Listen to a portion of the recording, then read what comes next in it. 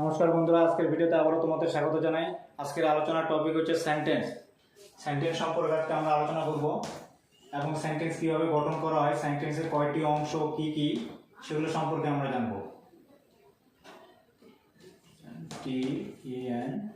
Sentence এবং আমরা জানব সাবজেক্ট প্রেডিকেট সম্পর্কে এন্ড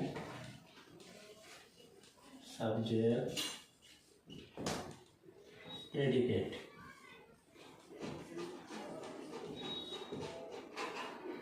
সর্বপ্রথম আমরা আসবো সেন্টেন্সে। আমরা এর আগে যেটা শিখেছি পূর্বের আলোচনায়, সেটা দেখেছি যে কতগুলো বর্ণ পাশাপাশি বসে সম্পূর্ণরূপে মনের ভাব প্রকাশ করেই কিন্তু একটা ওয়ার্ডস তৈরি হয়েছিল। ঠিক একই রকমভাবে এরকম অর্থযুক্ত কতগুলো ওয়ার্ড পাশাপাশি এবং কাছাকাছি বসে যদি সম্পূর্ণরূপে মনের ভাব প্রকাশ করে তাহলেই কিন্তু তাকে আমরা সেন্টেন্স বলবো। তো আমরা আগে ডেফিনেশনটা জেনে নিব। ডেফিনেশন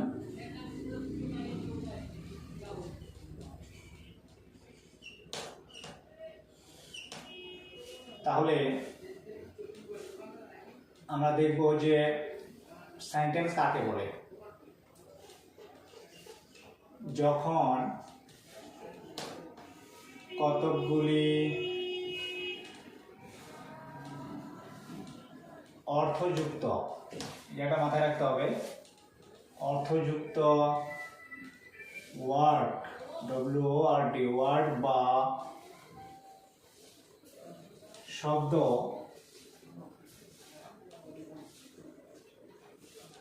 পাশাপাশি বসে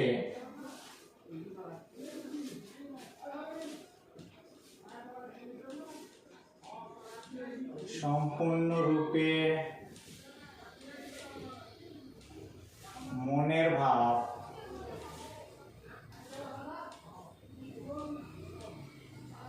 প্রকাশ করে তখন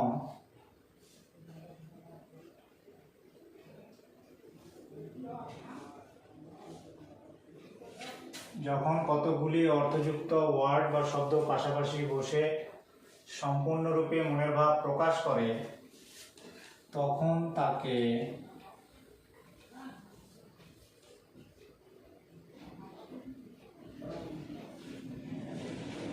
সেন্টেন্স বা বাক্য বলে। এটাকে যদি আমরা ইংরেজিতে বলি তাহলে এরকম হবে ডেফিনেশনটা, যে a sentence is a word or group of word that makes a complete sense. এটাকে বলা হয়, উই কল দ্যাট সেন্টেন্স। তো সেই ক্ষেত্রে আমাদেরকে মাথায় রাখতে হবে, এখানে আমি বললাম যখন কতগুলি অর্থযুক্ত ওয়ার্ড বা শব্দ পাশাপাশি বসে সম্পূর্ণরূপে মনের ভাব প্রকাশ করে তখন তাকে সেন্টেন্স বা বাক্য বলে। এই জায়গাটায় আমাদের মাথায় রাখতে হবে যে এখানে কিন্তু শব্দ আর শব্দগুচ্ছ এই দুটোকে কিন্তু তুমি আলাদা করে নিতে পারো। শব্দ বা না লিখে ও লিখবে ভালোভাবে, শব্দ ও শব্দগুচ্ছ। এই শব্দ বা শব্দগুচ্ছটা লেখাটার কারণ হচ্ছে যে এমন কিছু কিছু সেন্টেন্স আছে যেগুলো একটা ওয়ার্ডে একটা সেন্টেন্স ধরা হয়, আবার অনেকগুলো ওয়ার্ড পাশাপাশি বসে তারপরে একটা সেন্টেন্স তৈরি করে।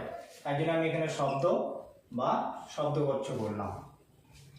এবার আমরা চলে আসবো দ্বিতীয় ধাপে। আমাদের কতগুলো স্টেপ ফলো করতে হবে, এটা মনে করে 1 নম্বর স্টেপ আমি জানলাম ডেফিনেশন সম্পর্কে। কার ডেফিনেশন? না, সেন্টেন্সের ডেফিনেশন। কি বললাম? যে যখন কতগুলি অর্থযুক্ত ওয়ার্ড বা শব্দ পাশাপাশি বসে সম্পূর্ণরূপে মনের ভাব প্রকাশ করে তখন তাকে সেন্টেন্স বা বাক্য বলে। এই ক্ষেত্রটা আমাকে মাথায় রাখতে হবে। আমি যেটা বলার চেষ্টা করছি সেটা হচ্ছে শব্দ এবং শব্দগুচ্ছ। এমন কিছু কিছু সেন্টেন্স আমরা দেখেছি যেগুলো একটা শব্দেই একটা সেন্টেন্স হিসেবে বিবেচিত হয়, আবার অনেকগুলো শব্দ পাশাপাশি বসেও কিন্তু সেন্টেন্স গঠিত হয়। তাই জন্য এখানে শব্দ ও শব্দগুচ্ছ জিনিসটাকে মাথায় রাখতে হবে। 2 নম্বর স্টেপে আমরা যেটা জানবো সেটা হচ্ছে যে স্ট্রাকচার, গঠন। একটা সেন্টেন্সকে আমরা কিভাবে গঠন করব, কারণ একটা ইংরেজিতে যখন আমরা সেন্টেন্স গঠন করি তখন তার কতগুলো রুলস রয়েছে, সেই ক্ষেত্রে আমরা জানবো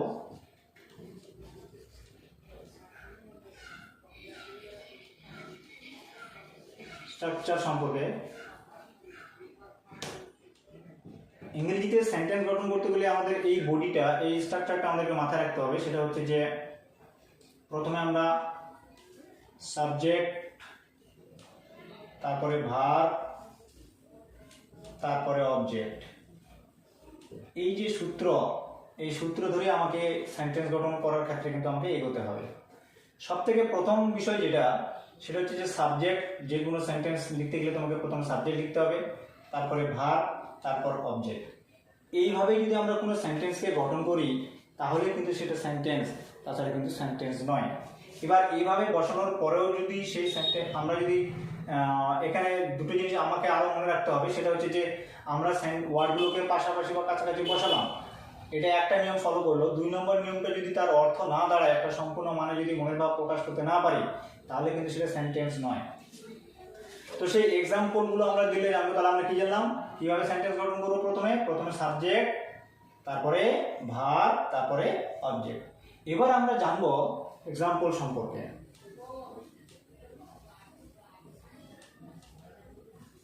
যে এক্সাম্পলে এখানে আমরা একটু বিস্তারিত আলোচনা করব, খুব ভালো করে শুনবে। এখানে বলছে সেন্টেন্স।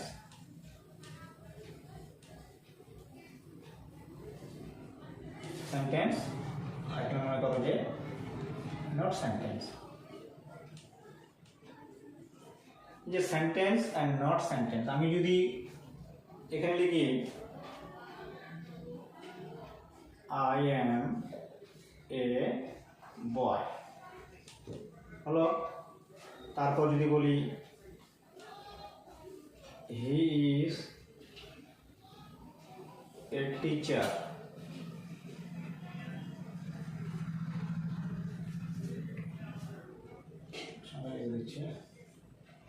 তারপর মনে করো যে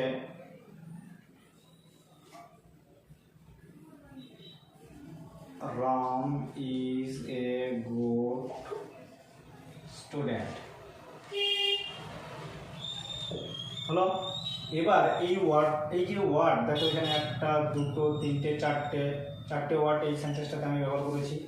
এখানে ব্যবহার করেছি 1 2 3 4, 1 2 3 4 5, এখানে 5টা। এখানে কতগুলি এই কারণে বলা হয়েছে, নির্দিষ্ট নেই, একটা হতে পারে, 1000টা ওয়ার্ড পাশাপাশি বসতে পারে। এটা 1 নম্বর।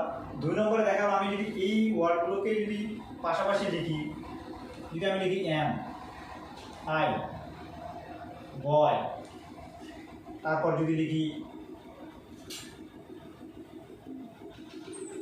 এ, এখানেও কিন্তু কি করলাম, কতগুলো ওয়ার্ডকে পাশাপাশি বা কাছাকাছি বসালাম, কিন্তু এগুলোর কোনো অর্থ দাঁড়ালো এম আই বয়, এটার কোনো অর্থ আমরা পাচ্ছি না। 1 নম্বর নিয়মটা ফলো করেছে, কতগুলো ওয়ার্ড পাশাপাশি বসেছে, কিন্তু 2 নম্বর যে নিয়মটা বলেছিলাম যে সম্পূর্ণরূপে মনের ভাব প্রকাশ হবে, সেই মনের ভাবটা কিন্তু এখানে প্রকাশ হচ্ছে না, তাই এটা কিন্তু সেন্টেন্স নয়। আর এটা কি সেন্টেন্সটি একই রকম ভাবে, হি ইজ এ টিচার, সে হয় একজন শিক্ষক যদি আমি বলি এখানে, সেই ক্ষেত্রে আমি দেখে লিখি টিচার, টিচার ইজ এ হি। সেই ক্ষেত্রে আমরা দেখব যে এখানেও কিন্তু কতগুলো ওয়ার্ড পাশাপাশি বা কাছাকাছি বসেছে, কিন্তু এটার কোনো কমপ্লিট সেন্স পাচ্ছে না, 2 নম্বর নিয়ম কিন্তু ফলো করছে না, তাই জন্য এটা সেন্টেন্স নয়। ঠিক একই রকম ভাবে Ram is a good student, আমি যেখানে লিখলাম এখানেও কতগুলি বর্ণ পাশাপাশি বসেছে, কিন্তু 2য় নম্বর যেটা বলছি যে কতগুলি বর্ণ পাশাপাশি বসার পর সম্পূর্ণরূপে মনের ভাব প্রকাশ হলে তাকে আমরা সেন্টেন্স বলবো, তাছাড়া কিন্তু সেন্টেন্স বলা যাবে না।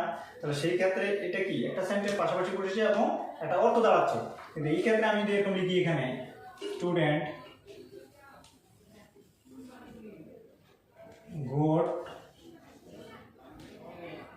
এ ইজ রাম, এই ক্ষেত্রে কিন্তু দেখা যাচ্ছে এখানেও কতগুলো ওয়ার্ড পাশাপাশি কাছাকাছি বসেছে, কিন্তু এগুলোর কোনো অর্থ দাঁড়াচ্ছে না, তাহলে এটা একটা সেন্টেন্স হবে না, এটা সেন্টেন্স।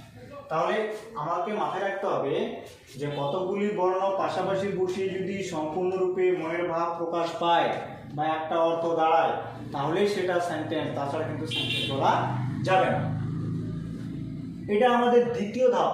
তাহলে প্রথম ধাপ ডেফিনেশন জানলাম, 2 নম্বর ধাপ আমরা জানলাম, 3 নম্বর স্টেপে আমরা দেখলাম এক্সাম্পলে দেখলাম যে কোনটা সেন্টেন্স আর কোনটা সেন্টেন্স না। বোঝা গেল তাহলে? তাহলে কোনগুলো সেন্টেন্স আর কোনগুলো সেন্টেন্স না আমরা খুঁজে বের করতে পারবো। যে প্রথমে সাবজেক্ট থাকবে, তারপরে ভার্ব থাকবে, তারপরে অবজেক্ট থাকবে, তারপরে আরো অনেক অবজেক্ট আদার্স থাকতে পারে, আবার নাও থাকতে পারে। তো সেই ক্ষেত্রে এগুলোকে পাশাপাশি এবং কাছাকাছি বসিয়ে যদি সম্পূর্ণরূপে মনের ভাব প্রকাশ পায় তাহলেই সেটা সেন্টেন্স। কিন্তু পাশাপাশি এখানে আমরা দেখতেছি যে এখানে কতগুলো বর্ণ কতগুলো ওয়ার্ড পাশাপাশি বসেছে, কাছাকাছি বসেছে, কিন্তু এগুলোর কোনো সম্পূর্ণরূপে মনের ভাব প্রকাশ পাচ্ছে না, এগুলোর কোনো নির্দিষ্ট অর্থ আমরা পাচ্ছি না, তাই জন্য এগুলো কোনো সেন্টেন্স নয়। তাহলে কোনগুলো সেন্টেন্স এবং কোনগুলো সেন্টেন্স নয় বোঝা গেল। এবার আমরা চলে আসবো 4th স্টেপে, 4 নম্বরে মিশাচ্ছি। তাহলে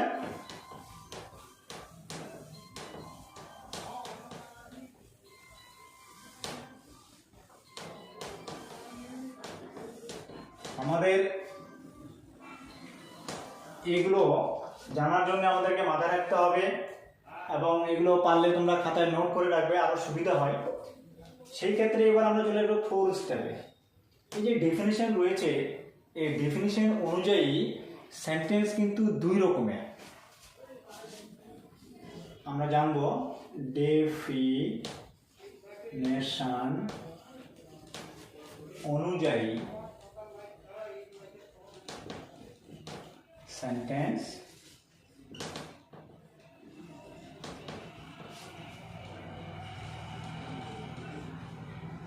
দুই রকমের।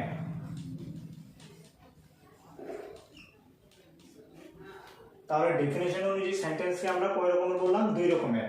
যদি ভাগটা এরকম করি, মনে করো এটা সেন্টেন্স হলো। এই যে সেন্টেন্স, এই সেন্টেন্সটাকে যদি আমি দুটো ভাগ করি, কি অনুযায়ী? ডেফিনেশন তথা সংজ্ঞা অনুযায়ী।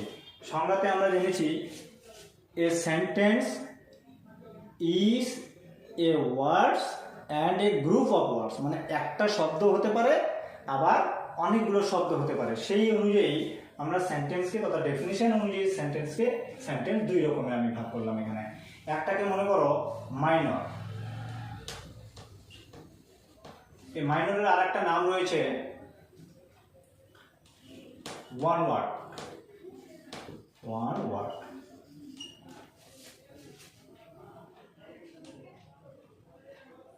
আর একটাকে মনে করো যে মেজর, MA,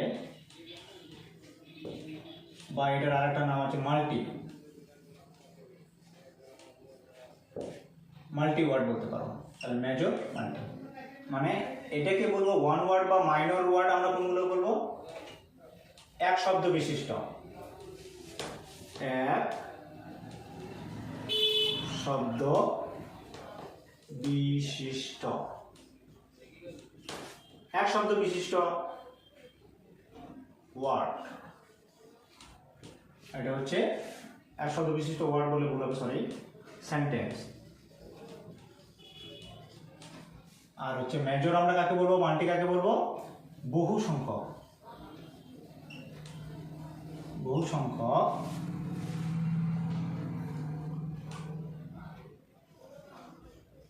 শব্দ গঠিত সেন্টেন্স। এই যে বহু সংখ্যক শব্দ গঠিত সেন্টেন্স আর এক শব্দ বিশিষ্ট সেন্টেন্স, এগুলো আমাদের আগে বুঝতে হবে। আমরা যদি মেজর বা ওয়ান ওয়ার্ড সেন্টেন্সগুলোকে দেখি তাহলে তাদের সংজ্ঞাগুলো এরকম হবে। মনে করো মেজর, কোন ওয়ার্ডগুলোকে আমরা মেজর বা ওয়ান ওয়ার্ড সেন্টেন্স বলবো? মাইনর ওয়ান ওয়ার্ড বলবো। ওয়ান ওয়ার্ড কোনগুলোকে বলবো?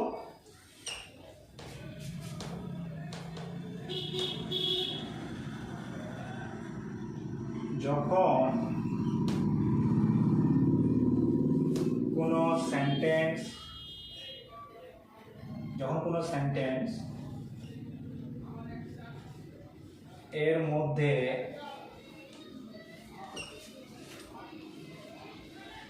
একটি মাত্র ওয়ার্ড থাকে, একটি মাত্র ওয়ার্ড থাকে, এবং সেই ওয়ার্ডটির দ্বারা যদি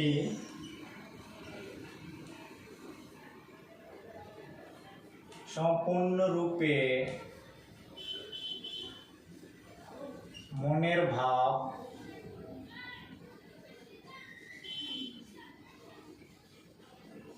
প্রকাশ পায়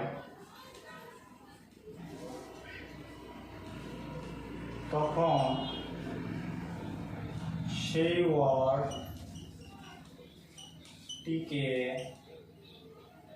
আমরা কি বলবো? আমরা সেন্টেন্স বলি। সেন্টেন্স বলি। তার মানে জিনিসটা হলো এরকম, একটাই ওয়ার্ড, কিন্তু সেই ওয়ার্ডটার দ্বারা আমরা দেখতে পাচ্ছি যে সম্পূর্ণরূপে এটা মনের ভাব প্রকাশ করছে, তখন তাকে আমরা বলবো যে এটা একটা সেন্টেন্স। যেরকম মনে করো ইয়েস, হ্যাঁ। আমি যদি বলি নো, তার মানে কি না। যদি মনে করি সেম, তারপর মনে করো যে আমি যদি বলি কাম। এই যে ওয়ার্ডগুলো আমি বললাম, এই ওয়ার্ডগুলো আসলে কিন্তু এক একটা সেন্টেন্স রূপেও বিবেচিত হয়। তাই জন্য ডেফিনেশনটা ওয়ান ওয়ার্ডস বা মাইনর, যেটাকে আমি বলছি মাইনর, এই যে মাইনর বা ওয়ান ওয়ার্ড সেন্টেন্স আমরা কোনগুলোকে বলবো না? যখন কোনো সেন্টেন্সের মধ্যে একটি মাত্র ওয়ার্ড থাকে এবং সেই ওয়ার্ডটির দ্বারা যদি সম্পূর্ণরূপে মনের ভাব প্রকাশ পায়, তখন সেই ওয়ার্ডটিকে আমরা সেন্টেন্স বলি। কি ধরনের সেন্টেন্স বলি? মাইনর বা ওয়ান ওয়ার্ড সেন্টেন্স। বুঝা গেল? তাহলে এখানে আমি কতগুলো এক্সাম্পল দিলাম, যেরকম ইয়েস, তাহলে এটা একটা ওয়ার্ডও, আবার অন্যদিক থেকে যদি বিচার করি তাহলে সেটা একটা কি সেন্টেন্স, কারণ এই ওয়ার্ডটার দ্বারা সম্পূর্ণরূপে মনের ভাব প্রকাশ পাচ্ছে। ঠিক একরকম নো মানে না, সেম, কাম, এই যে ওয়ার্ডগুলো, এই ধরনের ওয়ার্ডগুলো যেগুলো রয়েছে, যেগুলো সম্পূর্ণ একটাই ওয়ার্ড কিন্তু সম্পূর্ণরূপে মনের ভাব প্রকাশ করে, তখন সেই ওয়ার্ডগুলোকে আমরা মাইনর বা ওয়ান ওয়ার্ড বলবো। এবার আমরা চলে আসবো মেজর বা মাল্টি। মেজর বা মাল্টি, MULTI। এই যে মাল্টি ওয়ার্ড যেটাকে বলছি আমরা, আসলে এই ওয়ার্ডগুলো আমাকে মাথায় রাখতে হবে। যখন কোনো সেন্টেন্সের মধ্যে একই রকম, যখন কোনো সেন্টেন্স এর মধ্যে অনেকগুলি